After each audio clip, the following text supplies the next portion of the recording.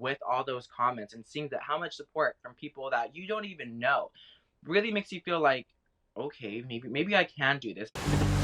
I feel empowered. I feel like the Dimitri Post diagnosis loves every inch of himself. Ask your healthcare provider if Biktarvy is right for you, and visit Biktarvy.com to view the important facts, including important warnings.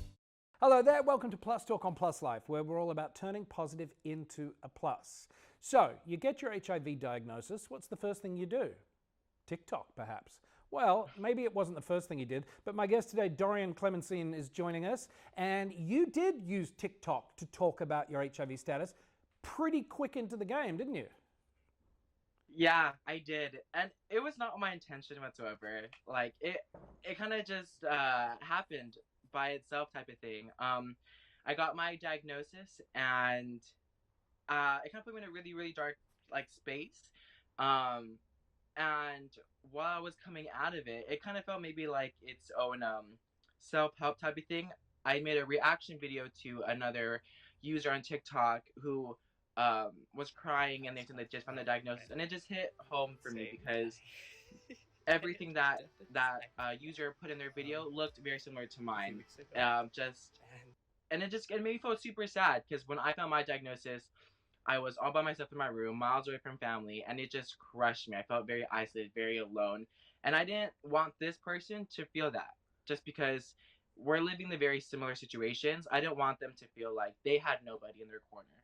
So I made my reaction to them, and it in no means was meant to be what it has become now with the views and the comments and all these things. It was solely meant to be a let me reach out to this person and tell them, hey, you can do this, I can do this, we can lean on each other and we can get through this. This is something that we can do together. And it's just blown up to something that I had no idea was going to. I still get comments or people reaching out to me obviously every single day. Someone's saying that they're scared about their diagnosis, they're worried about this or with that, and I just sit down and be like, hey, this is what's happening, da da da, and just kind of be like a listening heart, kind of, to understand where they're coming from and hear their story and just really try to be someone in their corner for this scary moment. Yeah, I mean, look, it's an incredibly personal journey that we all go through and go on, rather, when we're diagnosed. Have you found that the positive feedback, at least, that you've received from online, pardon the pun, in a way has been helpful to you in coming to terms with your own diagnosis? You know, those positive messages from people online saying, hey, you got this, just much like you've done for the person whose video you were reacting to. How much has that feedback from the online community, do you think, helped get you to where you are today, 12 months on?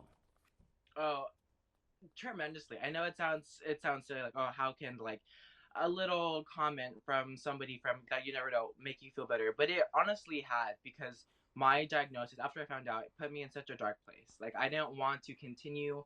I know it's super grim, but I didn't want to continue whatsoever. I wanted just to be like, you know what, this is me, this is it for me. But with the help of like friends and family, and then with all those comments and seeing that how much support from people that you don't even know really makes you feel like, okay, maybe I can do this. Maybe I can muster up the strength. And even today, when there's certain like times where I'm feeling super down by myself about like, ugh, this is just too heavy for me. I kid you not, I'll go through there and I'll start scrolling through and just seeing this overflowing like love from people who are not even just in like in California. There's people in, I've seen Brazil, I've seen people in China, people in England, and just different all around the world. Honestly, from different parts of the world, just saying like how much that this video has impacted them some way somehow, and it's just it makes my world just feel a little bit bigger. It makes me feel like my little situation has a greater purpose, greater meaning, and it makes me feel better, if So, that makes sense. It makes so me feel like yeah, just no, totally. So you talk about being in that really dark place that I think anyone who's received an HIV diagnosis can relate to. What was it that helped pull you out of that dark place and, as I say, step into the sunshine of life? yeah. For me personally, it was my mom, if that would make sense. My mother, this is not her first rodeo with HIV. Sadly, my uncle, who would be her youngest brother, also contracted HIV in the 80s. Unfortunately, passed away from complications with HIV and AIDS. So this was not her first rodeo. So when I got my diagnosis, which I'm sorry to get a little emotional for you right now, but I found this out last week that my diagnosis was 2 days off from when my uncle got his diagnosis. So super, super crazy for us to be very almost mirrored with both his story and my story. Um, but it was my mom who got me through it because when I was in my darkest place, it's just like I don't want to deal with things. I want to just let whatever happens happen. Um, I thought I looked towards her and I thought I couldn't do this to this poor lady. She already went through her youngest brother having unfortunate disease just take them. I couldn't let her go through all that yet again with her son. So that was the one that kind of like pushed me through to like, hey, we can do this. There's something we can do. Be on meds, live life. Just because I know she said to herself that she felt like she was robbed of her brother. So I think this was the universe being like, here, we're giving you a second chance. Like, run with it. What was the conversation like what's that conversation like with your mother when you have to tell her that you're HIV positive, knowing what you knew about the fact that she'd lost her younger brother? I can only imagine there's got to be a lot of, I don't know, guilt or fear on your part going, as to your point, you just said, this poor woman's been through enough. Yeah. Here you go. Well done, son. Yeah. The conversation was so positively charged. No pun intended. But it was so loving. Like I think from the moment I found out, she like did everything right. What can I do to help? How can I do with this? How are you doing? Like just super like forward with it. Never once was she never once showed that she was scared. Did she go do that later on with my father? I'm not quite sure, but everything she showed towards me was 100% for me, 100% whatever I can help you with. And that's the part that kind of made me step back a bit. Like how am I being almost, I can say now, almost selfish, wanting to put my mom through having to see her son not potentially or have to go through so many complications and then even maybe like not survive this solely because I felt this was too much, too heavy. And the fact that out of everyone in my family, she said to me, and this is the part that surprised me the most and made me feel the most like, okay, I need to stop, I need to calm down, was the fact that my family, friends, were like, you are being too irrational. Think about this. There's medication. We can manage this.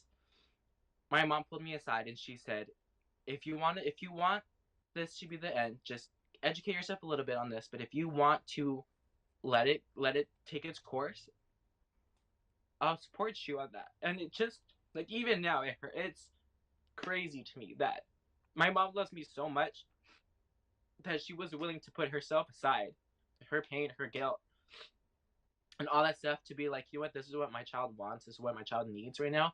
It's gonna hurt me. I'll support you. And she was the only one who said that if this is what you want, if you want to like not be on your meds, I'll support you on it. Knowing that she obviously went through everything with her brother. And that was the aha moment that like, wow. So this woman's with me. Yeah. So a year on of living with HIV, how does life look and how do you look at life now? So different. I can definitely say it's one of those weird blessings in disguises. I am more like seizing the moment type things. I don't want to not like do anything. It was kind of a rough patch at first, especially like figure out like where I sit in like the LGBT community, because even though it's very prominent in our community, unfortunately, there's a big stigma against it. I've had many people not want to talk to me for a bit. I've had people not have romantic interests in me for a bit, just because of the uneducation about it, of the not knowing like what really is it to be undetectable. I've had people literally say like, "Oh, I don't know, can I still catch it?" And I have to be like, "No, like out of everybody you can possibly meet romantically, I'm probably one of the safest people because I am undetectable. You can't get it from me." So there's just a lot of that, and it took some time, but as I tell many people who come up to me and reach to me and like ask like um what's gonna happen, a lot of people think that they're never gonna find love again. That's not true. 100% not true. I've been with my partner now for over 6 months. We're pushing on to 7. Literally, what is it? In 3 days? 3 days. 3 days. So, and he is the most supportive person ever. I was very upfront with him from the beginning, like, hey, I have HIV. I'm undetectable. We live our life as nothing that. And I honestly, that's very cliche. We've heard it all the time, whenever, but it honestly does get better. As long as you surround yourself with people who are going to be there for you, who are going to support you, who want to know your story, you can honestly take on the world. And if anything, my diagnosis has given me such more like a new lease on life, more of a you can do things. I just keep settling. I'm not settling. I keep just pushing forward, just because there's so much more to do. There's so much I can do, and I can't just let one small facet of my life stop me from reaching any goal I set myself to. Well, I love that. I love that positivity, and I love that message. Dorian, we're out of time. I wish we had more, but but we'll put all your information up on our website. Dorian Klemensine, thank you so much for your time on Plus Talk today. Thank you for having me. Yeah, thank you for having me, guys. Dorian, we'll put all your information up on the website if people want to check you out. Go to the website, pluslifemedia.com. And remember, you can follow us across social media platforms at Plus Life Media. Until next time, be nice to one another, smile a little more. We'll see you soon. Bye-bye.